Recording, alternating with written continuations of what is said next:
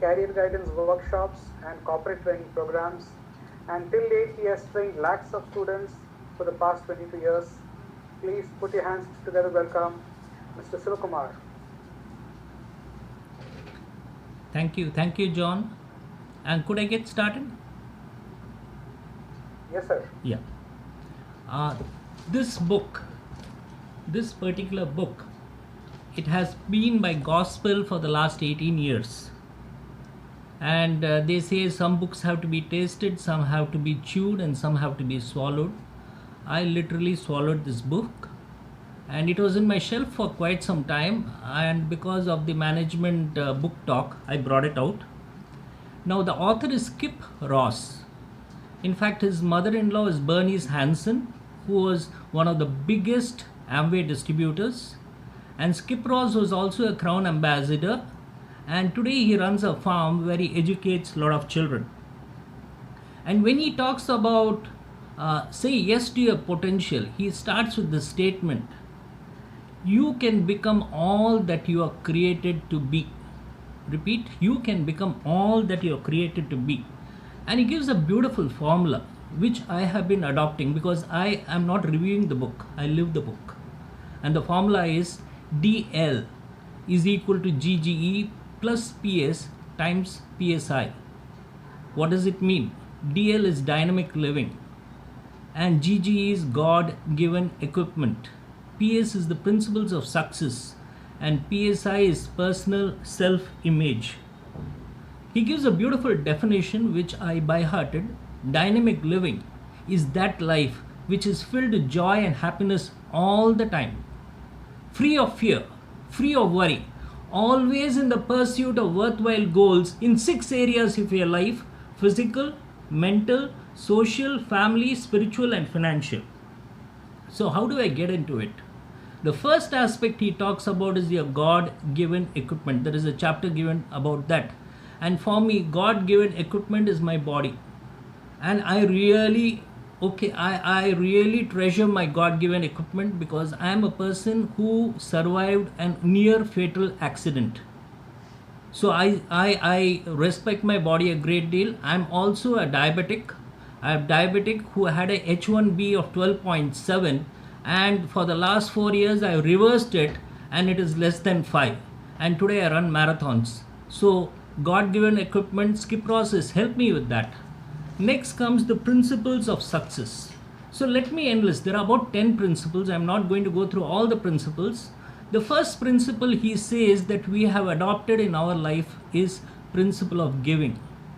And the principle of giving is give, give, give. And he says everyone has the capacity to give. And the third line he says is give with the expectation of receiving. So when you give, you may not get from there, but you may get from something somewhere else. And let me tell you, this magic has worked with us because we have been running an institute for 22 years. Just to sustain, I would need about 150 students per month. And 22 years, almost 270 months. But for 1 month, we always had a positive cash flow. And it is not our capacity, it's not my financial acumen or my strategy. Universe was giving, possibly because we are adopting a particular principle there. The second principle that he talks about is principle of exclusion, which we also adopt in our life. Principle of exclusion says, get rid of what you don't want. Repeat, get rid of what you don't want to make room for what you want. And one of the lines I picked up from that book, because in life we do meet a lot of toxic people. And Skip Ross says when you meet a toxic person, you can use this statement. The statement is either I can come to your way of life, option number 1, or you can come to my way of life, or we can part as friends, option number 3. I will not come to your way of life. Period. Now it is your choice. So principle of exclusion, get rid of people you don't want in your life. And here he says there are 4 kinds of people. One is mystery people, The second kind of people are people who are romantic, and third kind of people are people who are documentary people, and the fourth are horror people. And here probably if Praveen had been there, I would have said four kinds of people are Jill, Jung, Juck and Buck. And he says when you talk about mystery people are people you should live your life with. You'll really enjoy them.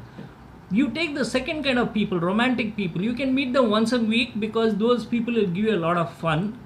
And then documentary people, touch them with a barge pole because they'll be extremely boring. And then you take the final kind of people, horror people, you see them, you run a mile away from them. The third principle he talks about is principle of creation. It's a principle of goal setting where he says, decide what you want, define it, and write it down clearly. And then he goes into visualization. I don't want to get into all the principles. Let me get to the sixth principle. The sixth principle is the principle of action. And here I picked up a very powerful point. The powerful point which I have been adopting is do it deliberately. The word that I picked up is deliberate. It's a very powerful word for me because deliberate means do it whether you like it or not. Just keep doing it whether you like it or not. Period. That's it. And the seventh principle is the magical principle on which I'll delve for some time, and it is the principle of faith. There's a beautiful definition for faith. Listen carefully. Faith is the substance of things hoped for, the evidence of things not seen. It is faith that keeps your life running. It is the magical current that moves you across, takes you from one shore to the other. And let me share a particular story, one of my favorite stories over here. This is about the Valandas. See, the Valandas would cross the Niagara from one point to the other through a tightrope. They would take a tightrope and cross from one point to other. Sometime one Valanda crossed from one point of Niagara to the other on a cycle. He once crossed it on a wheelbarrow. Once he crossed with his eyes blindfolded. Fantastic, no? And once he crossed the Niagara Falls. Imagine crossing the Niagara Falls with that thunderous sound, with water splashing, and there is wave, and the rope keeps on moving. And once he crossed it with a man on his back. Now that was a great incident, but the man who sat on his back was even greater because he had a substance of things hoped for, the evidence of things not seen, because what gave him the courage to put his life on the line and sit on this person's back. And that is when I realized I should be that kind of a person where somebody says, I will sit on your shoulder, I will be there, and you cross the tightrope because I trust that you will take me to the great land of freedom. This was a wonderful point I picked up. The eighth point is the principle of enthusiasm. Now, by nature, childhood, I have a lot of baggage. So having a lot of baggage, it's difficult for me to be enthusiastic, smiling all the time. And here Skip Ross gives a beautiful definition. He says enthusiasm means having enthusiasm, God inside you. And he says, don't say enthusiasm, say enthusiasm. Put that so that enthusiasm is oozing out of you. You have that kind of energy coming out, and enthusiasm is put everything you got into whatever you do. In fact, pour gasoline over yourself, burn yourself, stand on stage because people will love to see you get into fire, get burnt out. And the ninth principle he talks about is principle of discipline, where he says, do what needs to be done when it ought to be done, whether you like it or not. What a beautiful line. Do what needs to be done when it ought to be done, whether you like it or not. These are principles. These are the foundations of life. And the last principle on which I will delve a little bit. Okay, and when I was talking about enthusiasm, there's one point I forgot. Because every time a customer comes, it is not natural for me to smile. It's not. I've seen some people, they are very good smilers. They smile, they laugh. Women can naturally attract people. But I learned from Skip Ross one thing. So any customer would come, I would rush to the mirror. I would go there, I would tap myself and somehow try to give a smile there, right? because I know smile is infectious. When you smile, the other person will also smile back at you. And the 10th principle is the principle of persistence. And one of the secrets I understood from my mentor Tony Henderson in Mitsala, the success of life is do it until. Keep moving, keep moving, keep moving, do it until. And here I want to share a story about Winston Churchill. He went to Oxford, stodgy old man, stood there, put his cap on the lectern and addressed 1,000 students. Now let me tell you what was Churchill's speech. His first line was, never give up. After a 30-second pause, he said, never give up. There was a 1-minute silence. The whole sound was reverberating in the corridors. And then he said, never, never, ever, ever give up. Even today in Oxford, in those halls, that speech keeps going. It's a speech on persistence. Never, never quit. Now, I talked about GGE, God-given equipment. I talked about the principles of success. All these are packaged in the book. And the last thing he talks about is PSI, personal self-image. And here he says, till the age of 14, all of us have developed sufficient inferiority complex. 99% of the people by age of 14 have inferiority complex.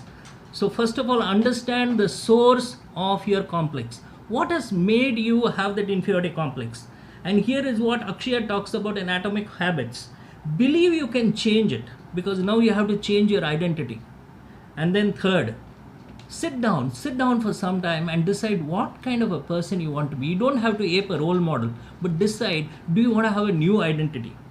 Number 4, write it down. Write down what kind of a person would you like to be. Possibly you can take this from what I said. Sit down after the program and write down what kind of a person you want to be. Live with that person till you become that person. I found it a phenomenal book. Yes, there are thousands of books, but some book at least has to be adopted, put into practice. And here I would like to wind up with, you would have seen the movie called Saving Private Ryan, where about a dozen people give their lives during the Second World War to take a letter from a mother to another soldier in another battlefield. So they take the letter across. The last person to die is Tom Hanks. And just before he is about to die, because he is shot by a bullet, and he gives the letter to the soldier. He says, your mother gave the letter, and he gives the letter to the soldier. He says, 12 of us have given our lives for you. Make it count. We are all given our lives for you. Make it count. And I am telling you, this is a book. You adopt the principles of this book, you will make your life count. Thank you.